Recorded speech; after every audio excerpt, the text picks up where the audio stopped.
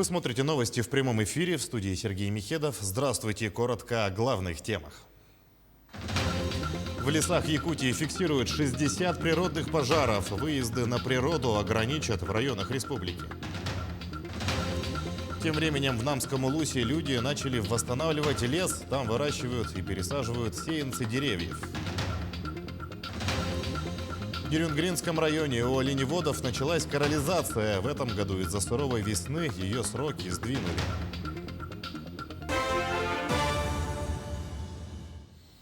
По решению регионального оперштаба в районах Якутии усилят работу по ограничению выезда людей на природу. Об этом сегодня сообщили на совещании оперштаба комиссии ПЧС. Одним из главных факторов возникновения лесных пожаров на сегодня является деятельность человека. В регионе действуют более 60 природных возгораний. Данные о региональных пожарах передают каждый день по 4 раза в сутки федеральному центру. В совещании принял участие начальник ФБУ авиалесоохрана Николай Кривошеев. Он отметил о необходимости слаженной работы, и в самое ближайшее время начнется переброска сил и средств на другие точки, где сегодня наиболее опасная лесопожарная обстановка. Но еще немаловажный вопрос, который тоже обсудили, и мне кажется, это нужно делать. У вас институт на сегодняшний день кураторов, да, районов, то есть это члены правительства, которые могут оказывать посильную, такую, я считаю, действенную помощь главам районов, лесникам, ну и вообще работать в этом направлении. Еще немаловажный момент. Понятно, что мы сейчас говорим грозы. И я не отрицаю, что, мне кажется, все равно мы немножко забыли про другую составляющую. Это профилактика не возникновения новых лесных пожаров, когда все-таки в режиме ЧС нужно ограничивать и доступ в леса, и к озерам. Да? То есть у нас ряд пожаров, которые сегодня новых опять озвучивали, это недалеко совершенно от населенных пунктов. То есть есть сомнения уже, что это грозовые разряды. Поэтому вот это направление тоже необходимо увеличивать, о чем мы как раз и разговаривали сегодня, усиливать. В Намском районе зафиксирован природный пожар вблизи газопровода, а точнее в 30 километрах от населенного пункта Маган. Там работает группировка регионального управления МЧС России. В настоящее время тушением лесного пожара занимаются специализированные подразделения лесоохраны и работники Сахатранснефтегаза. И, как сообщают представители газовой компании, борьбу с огнем ведут с самого утра.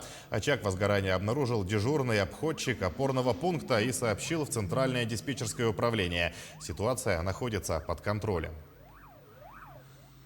На площадке Общественной палаты республики сегодня состоялся круглый стол по строительству атомной электрической станции малой мощности в Усть-Куйге. Напомним, накануне по итогам общественных слушаний жители поселка поддержали реализацию проекта. По их мнению, благодаря вводу такой станции снизится тариф для промышленных предприятий и компаний.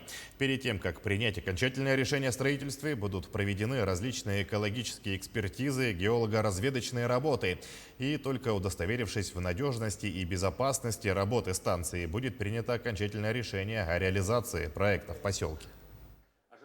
В первую очередь энергоснабжение будет осуществляться в населенных пунктах ближайших. Да, это поселок Усть-Куйга, это Казачий, это Депутатский. Понятно, что когда речь идет о строительстве атомной станции, у людей возникает определенная неясность, возникает очень много вопросов, связанных в первую очередь с надежностью работы атомных станций.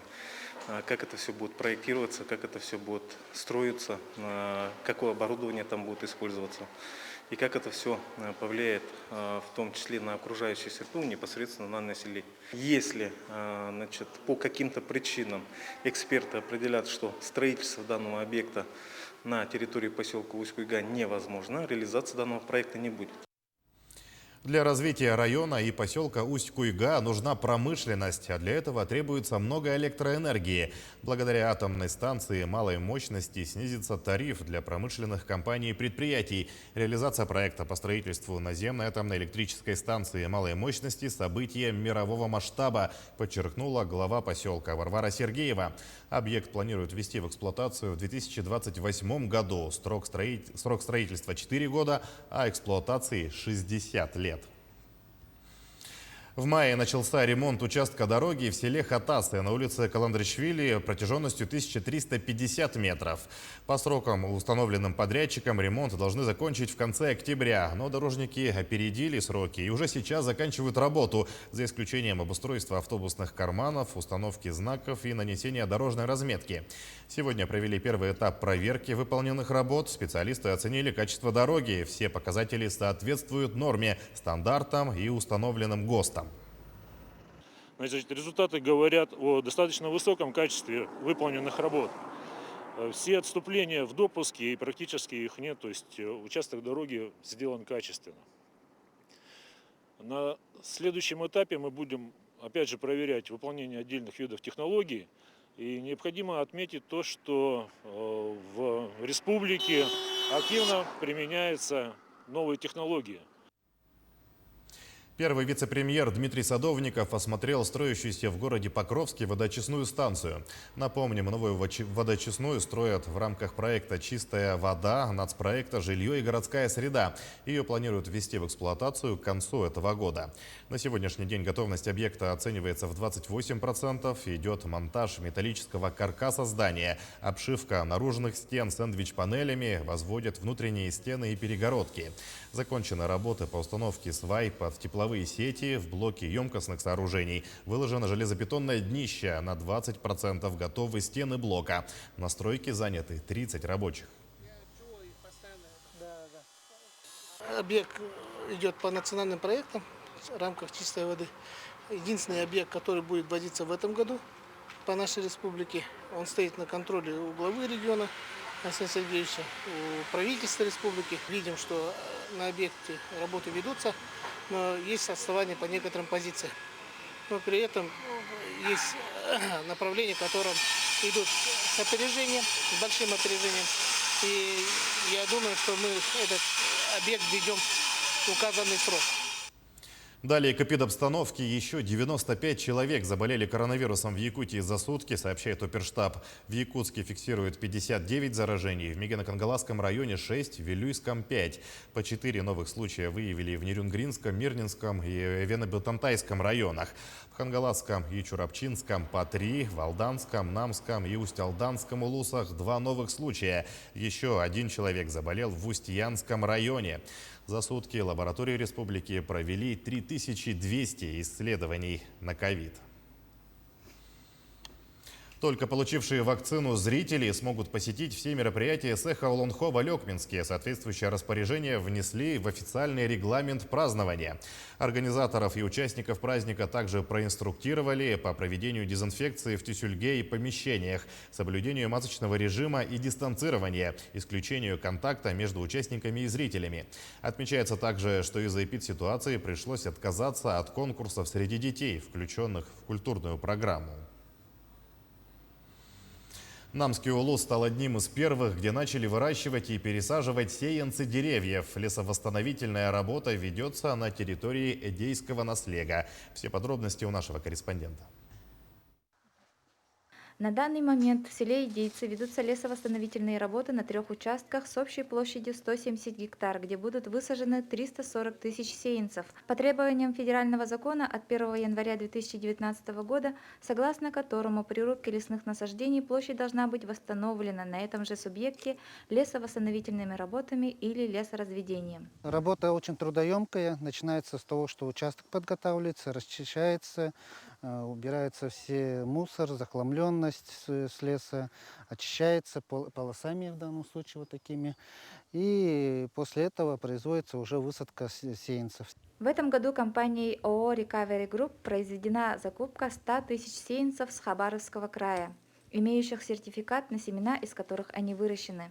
Посадка происходит в закрытой корневой системе, и поэтому процент выживаемости сеянцев составляет 90%. Полив осуществляется в ближайшее время. Высадкой сеянцев занимается команда молодых ребят с раннего утра до конца рабочего дня. Вообще-то вроде как 20 гектаров должны выкопать. До какого вы будете здесь работать? Примерно 10 дней. Примерно сказали, там где-то 20 гектаров нам надо осталось. Так что, не знаю. Сказали около 10 дней. В марте этого года компанией Recovery Group построена теплица на территории Намского улуса, в которой уже растет более 500 тысяч саженцев. По истечении 4 месяцев они будут высажены в лесах. Юлия Конешникова, Иннокентий Кривошапкин, Намский улус.